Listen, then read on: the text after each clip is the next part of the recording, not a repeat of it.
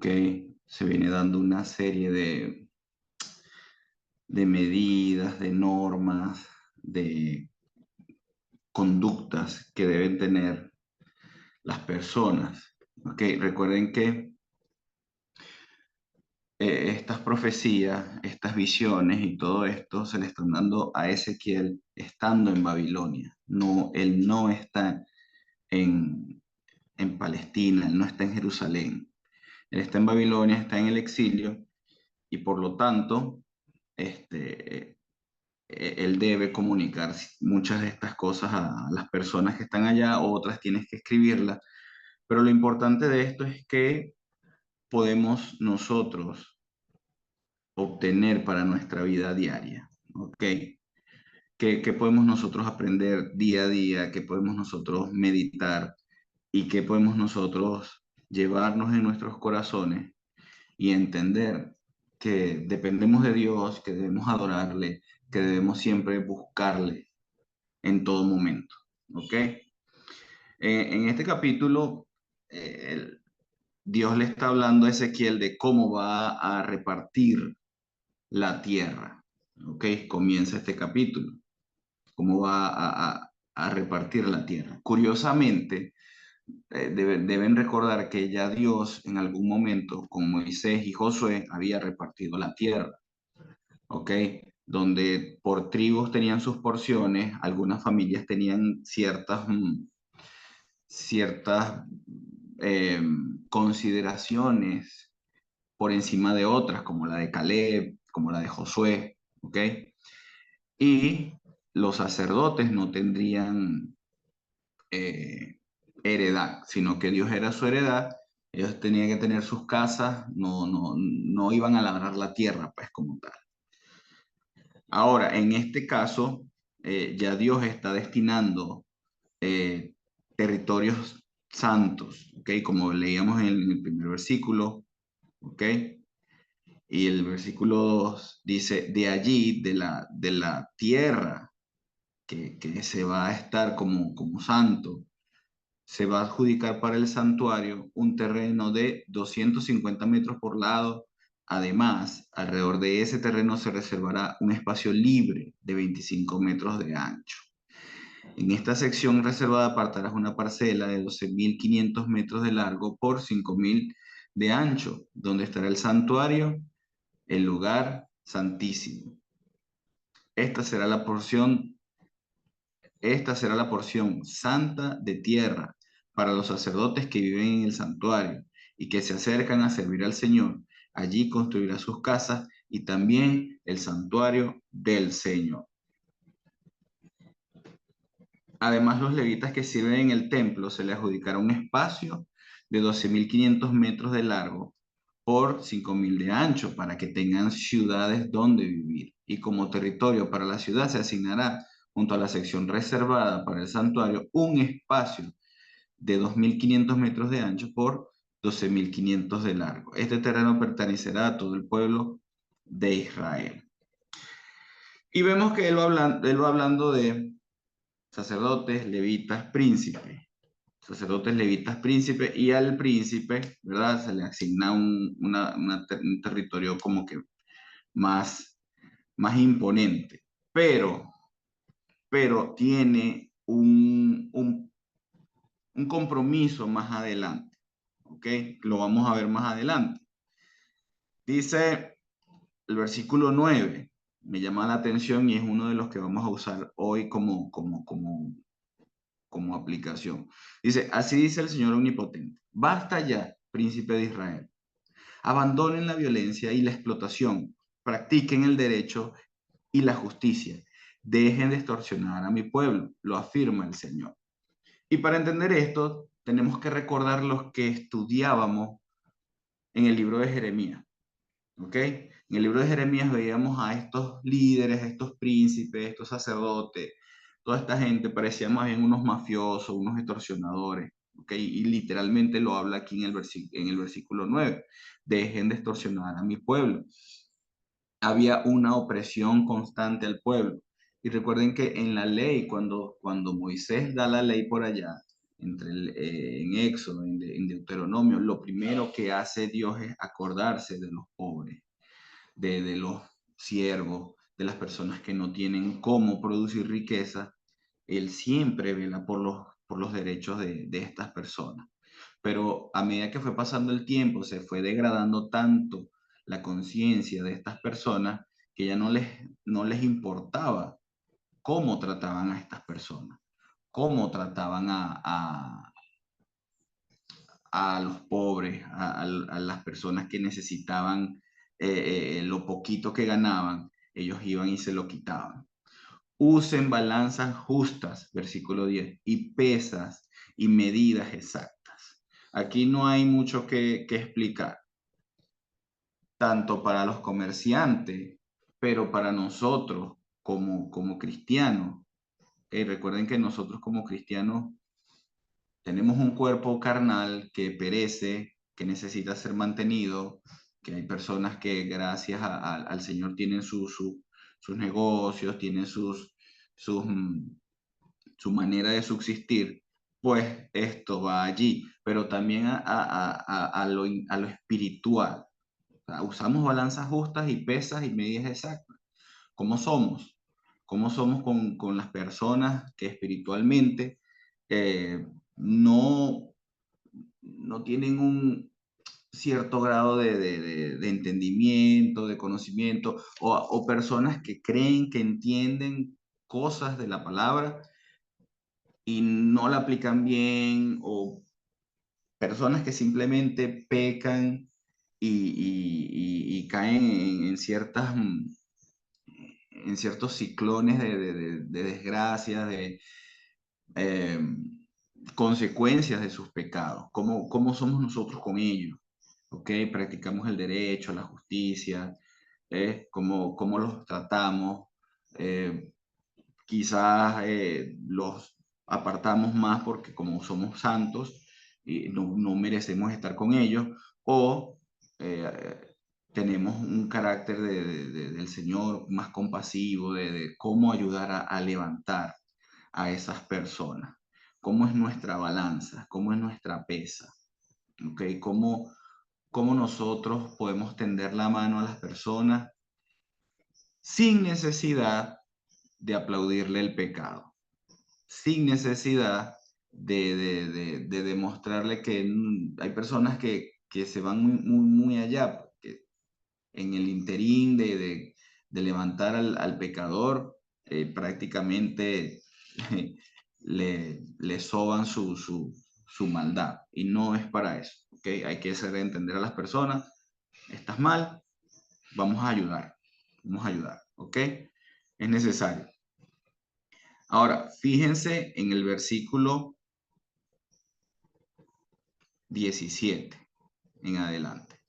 Pero en las fiestas nuevas, lunas nuevas y sábados, y en todas las fiestas señaladas en el pueblo de Israel, al príncipe le corresponderá proveer los holocaustos, las ofrendas de cereales y las libaciones. También debe proveer la ofrenda por el pecado, las ofrendas de cereales, el holocausto y los sacrificios de comunión para hacer expiación por los pecados de Israel. Entonces, el príncipe tenía, como les comenté, un compromiso de que el sacrificio debía estar siempre allí, siempre debe estar allí.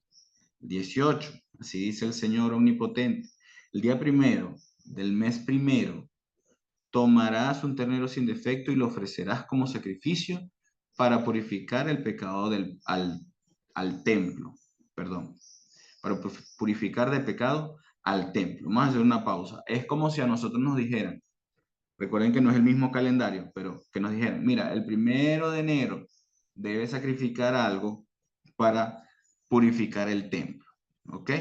Para purificar el templo. De la ofrenda, 19, de la ofrenda por el pecado, el sacerdote tomará un poco de sangre y la pondrá sobre los postes de la puerta del templo, en las 4 esquinas del zócalo superior del altar y en los postes de la puerta del atrio interior. Lo mismo harás el día 7 del mes con todo el que haya pecado, sin intención o por ignorancia. Así el templo quedará purificado. Ya sabemos que la sangre era una señal de purificación. Ya se viene preparando a las personas a entender que a través de la sangre hay purificación. 21. El día 14 del mes primero deberás celebrar la fiesta de la Pascua. Durante 7 días comerás pan sin levadura. Ese día el príncipe deberá ofrecer un ternero como sacrificio por su pecado y el del todo el pueblo. Y cada día, durante los 7 días de la fiesta, el príncipe deberá ofrecer en holocausto al Señor 7 terneros y 7 carneros sin defecto. Además, cada día ofrecerá un macho cabrío como sacrificio por el pecado. También ofrecerá como ofrenda de cereal un efa por cada ternero, un efa por cada carnero y un hin de aceite por cada efa. Durante los 7 días de la fiesta que comienza el día 15 del mes séptimo, el príncipe deberá proveer lo mismo para el sacrificio por el pecado, el holocausto y las ofrendas y cereales y de aceite. Ahora, ¿qué quiere Dios con todo esto? ¿Qué podemos meditar nosotros? Uno, hay que ser justos, ¿ok? Justos. Pero no con la justicia que nosotros estamos acostumbrados a medir. Justos como Dios mide, como Dios pesa, como Dios ama, como Dios quiere, ¿ok? Es lo primero. No ser injusto, tanto en los tratados comerciales como en el trato personal y espiritual con las personas, ¿ok? Número dos, los sacrificios deben ser espontáneos, deben ser verdaderos, deben ser sin hipocresía, deben ser sinceros, deben ser puros y sin doblez de corazón. Pero sobre todo debe ser con la intención de que el nombre del Señor sea glorificado. ¿Ok? Lastimosamente, a veces caemos mire, yo sacrifico esto y esperamos que nos den las gracias. Yo creo que cuando nosotros hacemos algo para el Señor, ¿verdad? Y recordemos que cuando hacemos algo para los hermanos, lo estamos haciendo para el Señor. Cuando hacemos algo para el local, para alguna reunión, y esperamos que nos den las gracias, pues no tiene sentido, porque la gloria debe llevársela al Señor. Ok, sí, debemos ser agradecidos con Dios y con los hermanos, pero ya entrar en un tema de querer sobresalir o que nos agradezcan por todo lo que hacemos, ya creo que no es lo que en realidad deberíamos hacer. La gloria y la honra siempre es para el Señor, siempre, siempre es para el Señor. Otra cosita, en cuanto al sacrificio y a las ofrendas que deben ser sinceras de nosotros, de parte de nosotros hacia el Señor, nosotros tenemos el mejor ejemplo de todos, que es Jesús, quien como sumo sacerdote y como sacrificio, ambos perfectos, ¿verdad? Dando a entender que el único perfecto es Él y nosotros por su perfección llegamos a ser perfectos en nuestra manera de comportarnos, en nuestra manera de actuar. Debemos dar fruto de una persona salva, de una persona santa, que ya ha sido purificada por la sangre. ¿Ok? Dice por allá Hebreos 10:10 que en virtud de esa voluntad hemos sido santificados mediante la ofrenda del cuerpo de Jesucristo, hecha una vez y para siempre. Es decir, en la cruz fuimos santificados, fuimos llenos de esa sangre, ¿ok? Y por esta razón ahora tenemos redención. Nuestro precio ha sido redimido delante de la presencia del Señor.